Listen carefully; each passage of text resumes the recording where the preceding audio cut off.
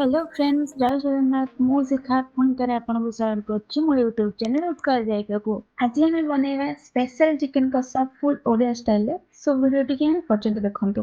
Fast एक chicken को marinate करने से आम 700 ग्राम चिकन नवा।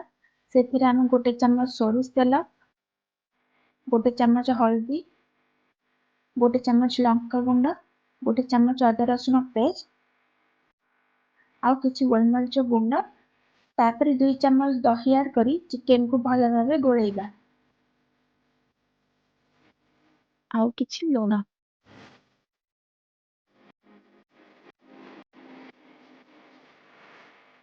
मैरिनेट 10 ରୁ 15 मिनट घोड़ाई रखिबा। आपण चाहिले अधिक समय भी ताकू घोड़ाई रखि पाइबे, काहेकि चिकन जिते घोड़ाइबे सेते टेस्ट आसीबो। चिकन ग्रेवी 5टा कटा पियाज, 2टा जायत्री, 2 ରୁ 3 गोटा डालची, गोटा जायफल, गोटे तेजपत्र, 5 ରୁ 6 लवंग, 3टा गुजराती और 3टा स्टार मसला। तापर गैस ऑन करी कड़ाई बसई सेथिरे 100 ml रिफाइंड तेल पकाइबा। आपण चाहिले सोरिष तेल पकई पारिबे।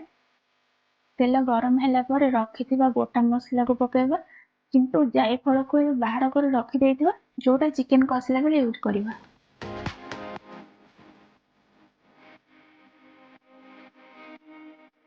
एबे रखिथिबा कटा पियाज को पकाई पियाज नाली देखावाला पर्यंत गोळाइबा।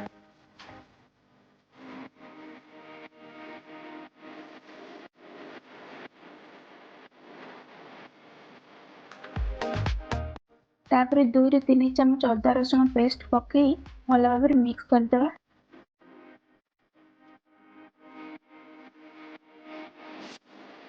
एबे सेतिरे गोटे चम्मच हल्दी, गोटे चम्मच रेड चिली पाउडर, गोटे चम्मच चिकन मसला और स्वाद अनुसार लुण पकाइबा। मसला को 10 ରୁ 15 मिनट भल भाव कषिबा।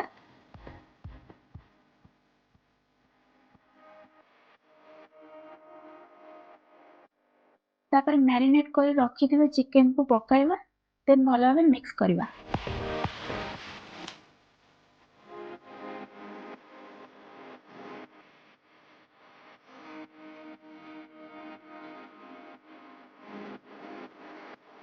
प्रथम बाहर कर रखिथिबा जायफल को एबे गुंड करी सेथिरे पकाइबा। तापर ताको भल भाव मिक्स करदेबे। चिकन सिझिया 15 ରୁ 20 मिनट गोळाइबा। मझिरे मझिरे चिकन गोळे थिबे, नहले चिकन कड़े लागि जिबार बहुत संभावना अछि।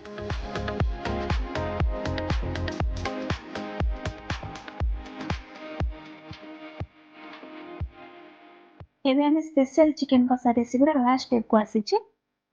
जोटी गोटे चम्मच गरम मसला, किछि धनिया पत्र पकई भल भाव गोळाइ दबा।